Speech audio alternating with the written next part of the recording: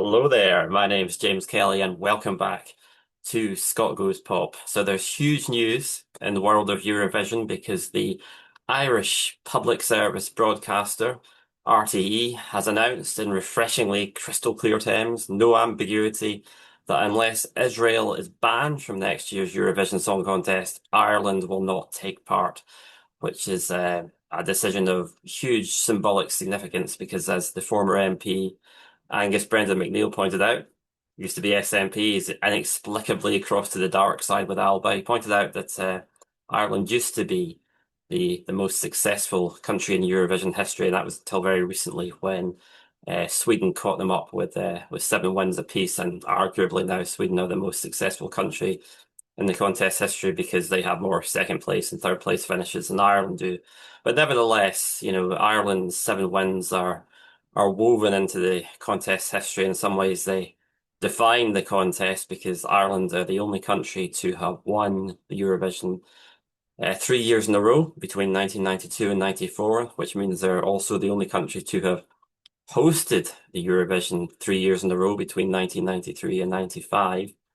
And actually, if you look more closely at that run of success, it's even more extraordinary than it seems at first glance, because although that run of 3 wins was broken in 1995, it was broken by a Norwegian song which had a very distinct Irish influence.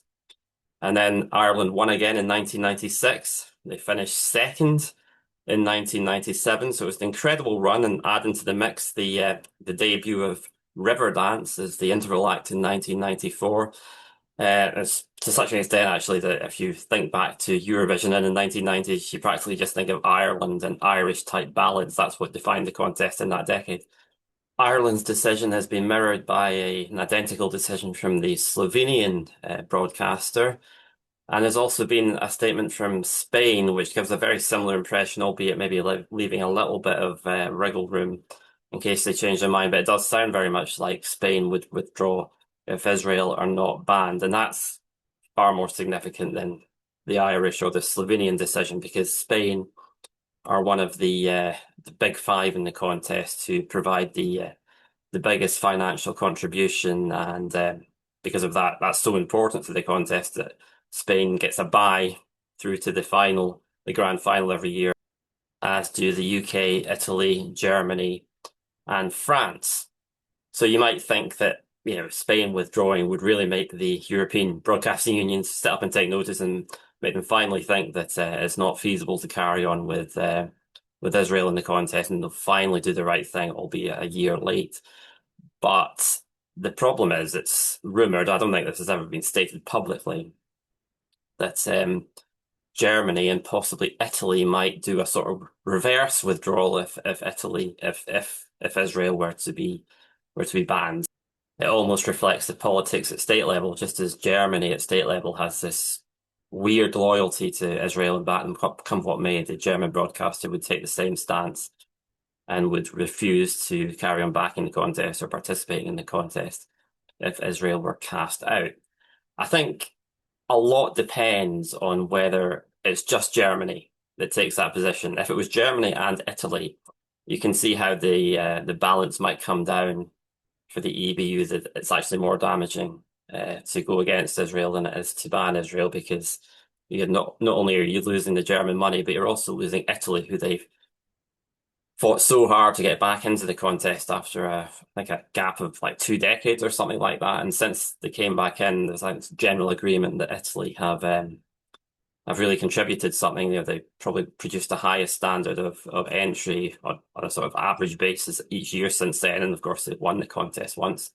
So if both Germany and Italy threaten to withdraw in solidarity with Israel, probably there would only be enough critical mass to cast Israel out if a lot more countries came in behind and followed the lead set by Spain, Slovenia, and Ireland. And at the moment, in terms of the countries that are rumoured to have been, even in private, to have said that they may withdraw, it seems to be only be a handful, maybe about 6 or 7. I don't think that is enough for the sort of the critical mass to overcome a sort of German-Italian joint veto. People have been, a few people have been optimistically saying on Twitter that yeah, 6 or 7 is enough to kind of wreck the contest because the EBU couldn't run 2 semi-finals. I'm not sure if that's true, but even if it was true, I'm sure what would happen is the EBU would just truncate it and maybe have just one semi-final, or you know uh, in the past, of course, it was only ever a final, so you don't actually need to have semi-finals if there aren't the numbers for that. I don't think the EBU would scrap the contest on that basis. So there would need to be, I think, maybe like couple of dozen countries coming in behind the lead set by Spain, by Ireland, by Slovenia, and then you get to the point where it's just going to look ridiculous if half the countries that took part last year or this year are not taking part next year. The contest would not look viable, and I think the pressure on Germany and Italy just to see reason and allow Israel to be banned, and exactly on the precedent has already been set with Russia. The double standard is absolutely obscene. So, there's no issue in saying that Israel should be banned just as Russia were. The issues at stake are very similar. But the great thing now is that whichever way it goes, regardless of whether Ireland are forced to withdraw because Israel are left in, or if Israel are forced to withdraw, either way, the pretense that everything is fine is finally going to be dropped. It's finally going to be blown apart, in fact, because what was so sinister and so nauseating about the Israeli participation this year was not just the fact that they were allowed to take part, but that they were given special protection with anti-booing technology to disguise the fact that there was a lot of hostility towards them in the hall.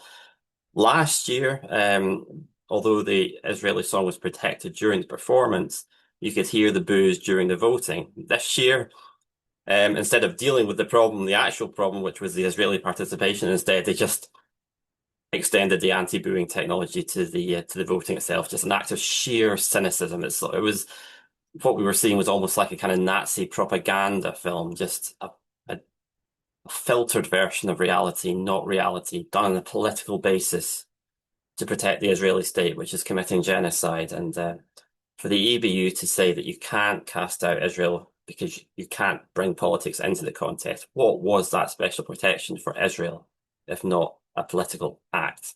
And what about Scotland? What does it say to us that we have our cousins across the water can make this decision for themselves, but we have to allow the BBC to decide for us whether we want to take a stance against genocide or not? And of course, we know what the answer will be. The BBC are not going to be in the vanguard of any sort of boycott of the Eurovision. The only way they have protected Israel during this genocide. They have, in some cases, supported Israel's actions explicitly.